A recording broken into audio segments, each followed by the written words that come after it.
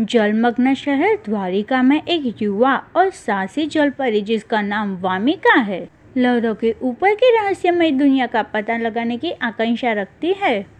एक शाम जब वह सतह के पास एक मोहक गीत गा रही होती है, अचानक एक तूफान आता है जो एक मानव नाविक वरुण को उसकी जिंदगी में ले आता है। भाग्य द्वारा एक साथ लाए गए वामिका वरुण को डूबने से बचाती, जिससे उनके बीच एक निस्वार्थ प्रेम प्रज्वलित होता है जो उनकी विभिन्न दुनियाओं को पार कर जाता है। जब वामिका वरुण के साथ जमीन पर रहने के लिए एक साहसी बलिदान करती है, उसे अपनी आवाज के बिना मानव जीवन की चुनौतियों का सामना करना पड़ता है। लेकिन जब उनकी बेटी कामाक्षी समुद्र के प्रति अपनी माँ की जिज्ञासा विरासत में प्राप्त करती है, तो एक नई चुनौती सामने आती है। एक बार कामाक्षी समुद्र में गिर जाती है, जिससे वामिका उसे बचाने के लिए छलांग लगाती है और वह फिर से जलपरी में बदल जाती। समुद्र को छूते ही वामिका वापस से जलपरी बन गई और उसकी आवाज भी वापस आ गई। अब उनकी दुनिया फिर से विभाजित हो जाती है। वामिका अपनी बेटी वरुण को सौंपकर दरिया की गहराई में गायब हो जाती है। वरुण अपने नाव में सवार होकर वामिका की खोज में निकल पड़ता है।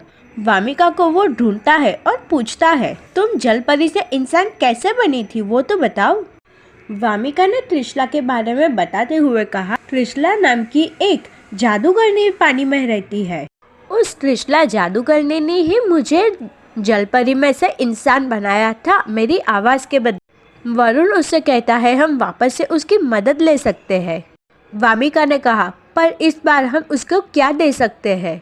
त्रिशला जादूगरनी बहुत ही चालाक और स्वार्थी है। पहली बार तो उसने मेरी सिर्फ आवाज मांगी थी, इस बार न जाने क्या मांग ले। इस बार त्रिशला जादूगरनी वरुण और वामिका से उनके बेटी को मांगती है, पर वरुण और वामिका उसे अपने बेटी को देने से साफ इनकार कर देते हैं। त्रिशला जादूगरनी पानी के अंदर और जमीन के ऊपर दोनों जगह पर रह सकती थी और किसी का भी रूप भी ले सकती थी।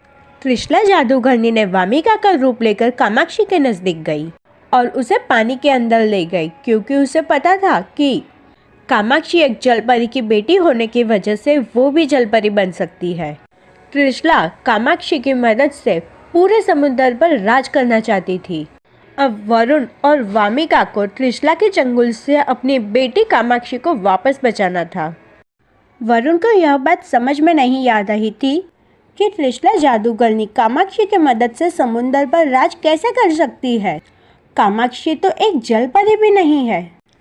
तब वामिका ने वरुण को यह बताते हुए कहा, कामाक्षी मेरी भी बेटी है, वह बहुत आसानी से समुद्र के अंदर जलपरी बन सकती है। दरअसल वामिका समुद्र की सबसे सुंदर जलपरी है और वो अपनी आवाज से किसी को भी सम्मोहित कर सकती है।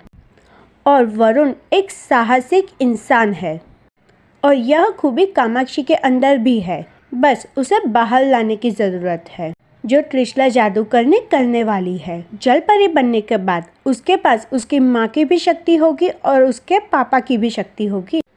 कामाक्षी समुद्र में किसी को भी अपनी आवाज़ से सम्मोहित कर सकती है और वो भी बहुत ही शौर्यवान है।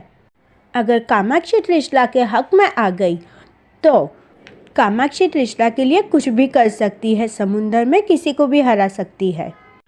कामाक्षी में तो इतनी ताकत होगी कि वो अपनी आवाज़ से समुद्र में बवंडर भी ला सकती है। वामिका ने बताया, हमें कैसे भी करके कामाक्षी को वहाँ से बचाना ही होगा, नहीं तो समुद्र में रहने वाले हर एक जलचर पर मुसीबत आ सकती है। यहाँ पर त्रिशला समुद्र को जादुई घूंटी पिलाकर जलपरी बनाने वाली है। अपनी माँ के चेहरे के पीछे छुपी हुई जादूगरनी त्रिशला को कामाक्षी बड़े ही आसानी से पहचान जाती है और कामाक्षी वह घूंटी पीने से इनकार कर देती है। इसकी वजह से त्रिशला को बहुत ही गुस्सा आता है और वह कामाक्षी को समुद्र के अंदर बंदी बनाकर रखती है। और त्रिशला कामाक्षी को धमकी देते हुए यह बताती है कि उसने त्रिशला की बात नहीं मानी तो वो उसके माता पिता को मार डालेगी। इस डर की वजह से कामाक्षी वह घूंटी पी लेती है और जलपरी में बदल जाती है।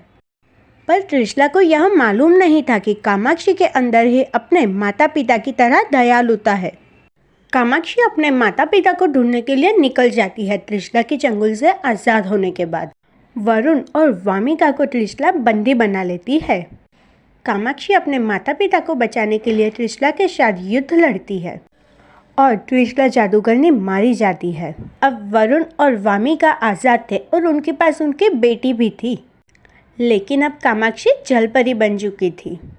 अब वामिका और कामाक्षी वापस से इंसान नहीं बन सकते थे। अब वरुण और वामिका की दुनिया हमेशा के लिए जुदा हो गई थी। उन्होंने भी कुदरत के फैसले को चुनौती देने के अलावा कुदरत के फैसले को स्वीकार करने का निर्णय लिया। वरुण अपने शहर वापस लौट गया और वामिका अपनी बेटी कामाक्षी के साथ समुद्र में रहने लगी। पर वरुण और वामिका के मन में हमेशा के लिए उनका प्रेम अमर रहा।